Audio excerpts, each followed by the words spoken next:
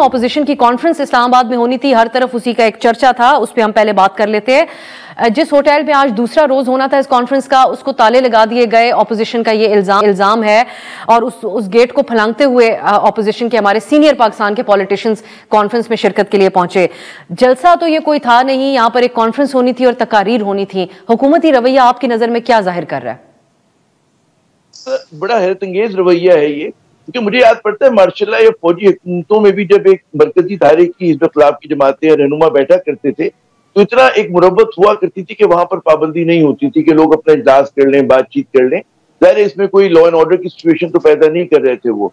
तो मुझे हैरत होती कि जब आप इस तरह की कार्रवाई करते हैं तो आप दुनिया को, और कहते हैं ना, क्या पैगाम देना चाहते हैं, पाकिस्तान के अंदर क्या पैगाम देना चाहते हैं, दुनिया को क्या पैगाम देना चाहते हैं कि आप जो है इस मुल्क में अगर आप अपने आप को जमहूरियत कहते हैं तो वहां पर लोगों का मिल बैठना जो है उसको कोई इतराज की बात नहीं। और ये वो हिज़्ब खिलाफ में उसमें बहुत सारे चेहरे वो हैं जो कल तक नून लीग के साथ थे या नून लीग के तहत ही थे, चकदई साहब जैसे लोग या खाकान साहब जो उनका हिस्सा हुआ करते थे। तो अगर वो कहीं बैठ के बातचीत कर रहे हैं, मुनज़्ज़म कर रहे हैं कोई इhtजाज या कोई मतलब अपना एक अलायंस, तो मेरी समझ में कि हुकूमत जब इस तरह के इक़दाम करती है तो उसमें अपनी वो ताकत नहीं दिखा रही होती है, बल्कि अपनी कमजोरी का इजहार कर रही होती है, अपनी घबराहट का इजहार कर रही होती है। और उसकी वजह से आप देखिए कि हेडलाइंस क्या बनी है, और सिर्फ पाकिस्तान में नहीं, पाकिस्तान से बाहर भी।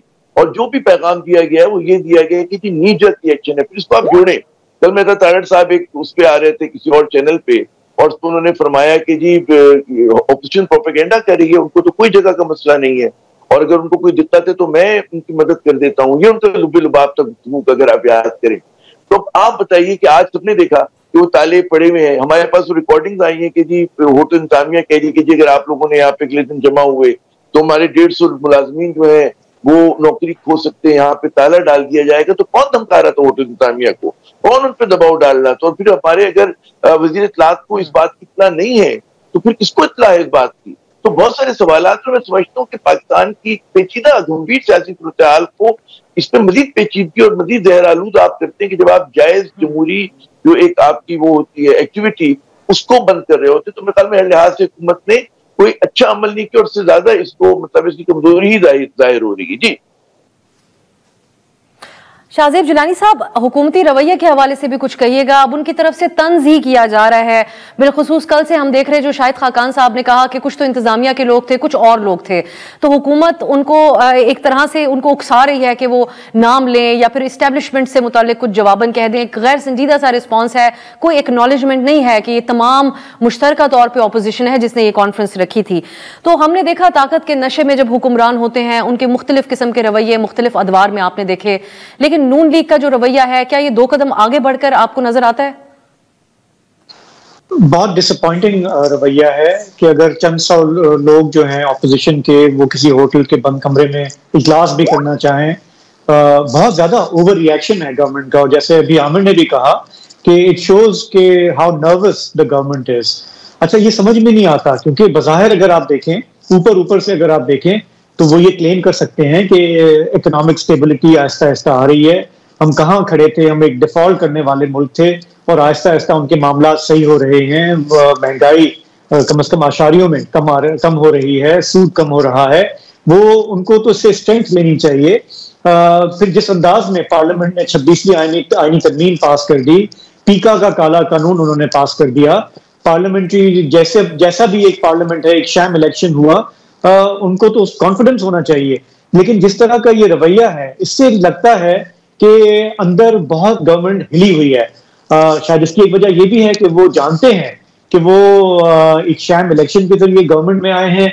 शायद उनको अंदर से भी ये इशारे हों कि हम मजबूत नहीं हैं। गवर्नमेंट के अंदर, जिसको हम गवर्नमेंट कहते हैं, उसके अंदर भी कई ग्रुप्स होते हैं, और हो सकता है कि वहां पे उनको वहां पे शक है कि जी कि ये जो कुछ हो रहा है, शायद खाकान अब्बासी जैसे लोग, बाकी पार्टियां, ये सिंध में इस वक्त कैनाल्स के मसले पे बेचैनी है, बलूचिस्तान और खैबर पख्तूनख्वा में कुर्रम का मसला जो है वो हाथ से निकला हुआ है। तो शायद उनको ये लग रहा हो कि अगर ये ग्रैंड ऑपोजिशन की तरफ जाता है मामला, तो इसका मतलब है कि ये हमारे लिए एक सीरियस वार्निंग है। सिर्फ पीटीआई को तो आपने आइसोलेट कर दिया, जो सबसे बड़ी पार्टी है, आपने उसको चित भी कर दिया, लेकिन अगर सब इकट्ठे हो जाते हैं और खास करके जेयूआई, तो गवर्नमेंट को उससे एक इनसिक्योरिटी महसूस हो रही है। लेकिन जिस तरह का ये बिहेवियर है ये कोई हेल्प नहीं करेगा गवर्नमेंट को, क्योंकि मुझे ये लग रहा है अक्रॉस द नेशन नाउ कि आहिस्ता आहिस्ता चीजें जो है वो गवर्नमेंट के खिलाफ जा रही हैं। हर सूबे में कोई ना कोई शोरिश है। कराची में आप देखें कि यहाँ पे अगर 200-400 बलोच निकलते हैं जबरी गुमशुदगियों के हवाले से तो कितना ओवर रिएक्शन होता है, पूरा का पूरा इलाका बंद हो जाता है, पुलिस की एक भरमार होती है, धक्कम मेल होती है। मतलब हम इमरान खान के टाइम पे हम कहते थे कि हम एक हाइब्रिड फैशन रिजीम की तरफ जा रहे हैं, लेकिन इन्होंने तो वो दौर भुलवा दिया जिस तरह से ये बिहेव कर रहे हैं मीडिया के हवाले से, अपोजिशन के हवाले से। तो इससे कोई अच्छे नताज नहीं निकलेंगे गवर्नमेंट के लिए, अच्छे नताज नहीं निकलेंगे। जुल्करनैन साहब, आपकी नज़र में अब जिस तरह शाहजेब साहब भी बात कर रहे थे कि इस वक्त भी पाकिस्तान के अंदर बैनुल अक़वामी वफूद आ रहे हैं, दीगर ममालिक के सरबराहान आ रहे हैं, इंगेजमेंट पाकिस्तान की भी दुनिया भर के साथ जारी है, तो ऐसे में फिर क्या ये जाहिर कर रहा है इस तरीके से, इस अंदाज में कॉन्फ्रेंस को रुकवाने की कोशिशें करना, उसके बाद फिर अपोजिशन का तमस्खुर भी उड़ाना। कॉन्फ्रेंस आज के दौर के अंदर तो सोशल मीडिया के ऊपर भी अरेंज हो सकती है अगर वेन्यू के ऊपर पाबंदी लगा दी जाए, जिस अंदाज में यहाँ पे किया जा रहा है। तो एक तरह से ये रुकावट लगाकर इस ऑपोजिशन की बैठक को कामयाब नहीं बनाया हुकूमत ने? जी थैंक यू वेरी मच।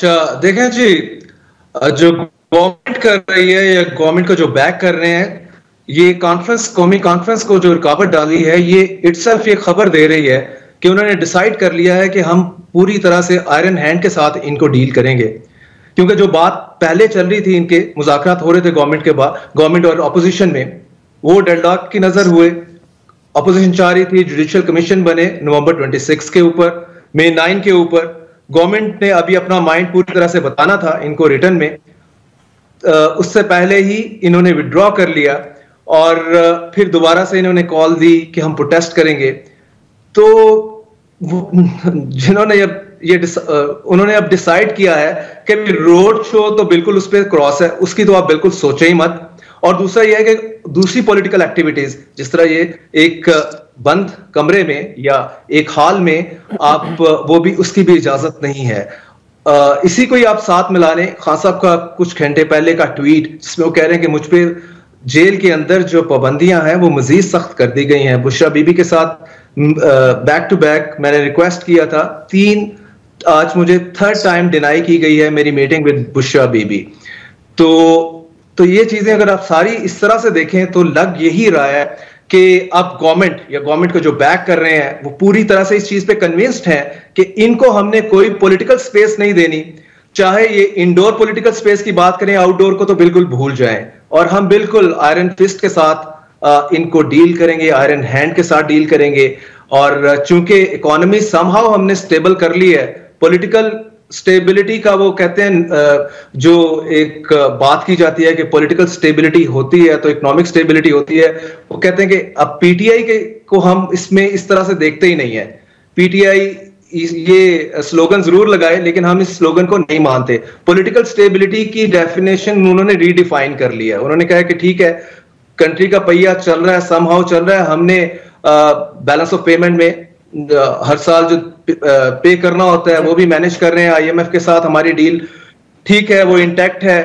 तो कह रहे हैं बस ठीक है, अब हम पीटीआई के साथ या अपोजिशन एज ए होल उनको किसी किस्म की भी कोई रिलैक्सेशन कह लें या किसी किस्म की पॉलिटिकल स्पेस नहीं मिलेगी, अनलेस के ये बिल्कुल हमारी टर्म्स के ऊपर आ जाएं, घुटने टेकें। और ये जो इनकी टेक ऑन की पॉलिसी है गवर्नमेंट को, या गवर्नमेंट को जो बैक कर रहे हैं उनको टेक ऑन की पॉलिसी है, वो पीटीआई को छोड़नी पड़ेगी। आमिर ज़िया साहब, बड़े वाज़ेह तरीके से और पॉलिसी हुकूमत की अनबॉदर्ड ऐसी ही नजर आती है उनके बयानात से भी, जो जुल्करनैन साहब ने एक तस्वीर खींची इसकी। तो अब आप ये बताइएगा कि एक और वजह भी बन रही है इसकी, हुकूमत का इत्तेहाद जो अपोजिशन के दरमियान बनना है, उसके हवाले से भी बड़ा वाज़ेह मौक़िफ़ है कि ये कुछ नहीं कर पाएंगे, क्योंकि उसमें मौलाना के ऊपर सबकी नजरें हैं, बिलखुसूस पीटीआई की। आज इस कॉन्फ्रेंस के अंदर जो आपसी शिकवे हुए बैरिस्टर गौहर साहब और कामरान मुर्तज़ा साहब की तरफ से, कामरान साहब ने ये बात कही कि 26वीं तरमीम पे हमें सिंगल आउट किया जाए और इत्तेहाद इस बुनियाद के ऊपर ही बनेगा कि पहले आप सच, पीटीआई भी सच बयान करे। तो ये एक वजह बन रही है कि ये इत्तेहाद बनता हुआ नजर नहीं आ रहा, लेकिन हुकूमत का कॉन्फिडेंस जरूर बढ़ रहा है इन लोगों की आपसी चपकलिश को देखकर और पीटीआई के अंदरूनी इख्तलाफात को देखकर भी। यकीनन हुकूमत का जो हौसला है वो आसमान को छू रहा होगा। और जुल्करनैन साहब ने जो मंजर कशी की है हुकूमत की ज़हनियत की जो काशी की, वो भी मैं समझता हूँ कि बड़ा कहते हैं बुल जाया किया है इन्होंने।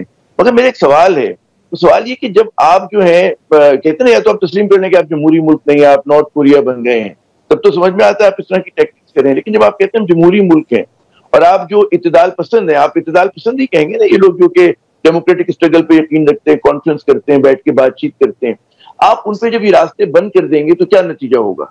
उसका नतीजा ये होगा कि हो सकता है कि इत्तेदाल पसंद की आवाज वोट दी जाए, लेकिन लोग जो फिर इंतहा पसंदी की तरफ जाते हैं। हमारे 2 सूबों में आर्म्ड स्ट्रगल हो रही है, यानी कि एक हिज़्ब इख्तिलाफ सिस्टम के अंदर है पीटीआई की सूरत में और दीगर हिज़्ब इख्तिलाफ की जमातों की सूरत में, एक हिज़्ब इख्तिलाफ हुआ कि जो बंदूक से बात कर रही है, जो कि टीटीपी की सूरत में, वो भी सिस्टम से बाहर है सबको। उसमें फिर वो बलोच नेशनलिस्ट भी आ जाते हैं कि जो बातचीत कर रहे हैं, फिर वो लोग आ जाते हैं कि जो मुजाहिरा करते, जिनको आप जैसे भी शादेब कह रहे थे कि मुजाहिरा नहीं करने देते आप, तो आप क्या कर रहे हैं कि आप तमाम डेमोक्रेटिक स्ट्रगल के दरवाजे बंद कर रहे हैं। उसका नतीजा क्या होगा? उसका नतीजा जो है वो इंतहा पसंदी होगा। हो सकता है कि जो चश्मा लगा के हम जैसे लोग बैठ रहे, हम तो डर के बैठ जाएंगे कमरों के अंदर कि भाई बहुत डर लग रहा है, नहीं निकल रहे, नहीं बात कर रहे, लेकिन कोई ना कोई ऐसे लोग होंगे कि जी अब हम कुछ और करेंगे। रियासत जो है वो अपने तज़ादात को मुसलसल बढ़ा रही है और बजाय इसकी कि रिजॉल्व करने की, तो मेरे ख्याल में राइटिंग ऑन द वॉल को देखना चाहिए। आखिरी जुमला मैं कहूंगा, आप ये देखें कि तो अमेरिका के अंदर जो है कानून साजी पाकिस्तान के खिलाफ करने की बात हो रही है, मैग्निस्टी एक्ट वहां पर ऐसे है, वो लोग ह्यूमन राइट्स की मोहब्बत में नहीं, हमारी मोहब्बत में नहीं, लेकिन पाकिस्तान को किसी और मामले में सेटल करने के लिए, अंदर प्रेशर लाने के लिए इन चीजों को इस्तेमाल करेंगे। तो बेहतर ये होगा कि हम अपने मामला खुद तय कर लें। हम ये ना करें कि हम मतलब लोग हमारे बहुत सारे पाकिस्तानी जो है सब सपोर्ट कर रहे हैं उस तरह की जो अमेरिका में कानून साजी हो रही है, तो हमें हुकूमत को, हमारी स्टैब्लिशमेंट को निविश्ते दीवार देखना चाहिए। पाकिस्तान को गंभीर चैलेंजेस का सामना है, उसके लिए आप कहीं ना कहीं वाई मीडिया तलाश करके सिचुएशन को डिफ्यूज करें, ना कि बढ़ाएं।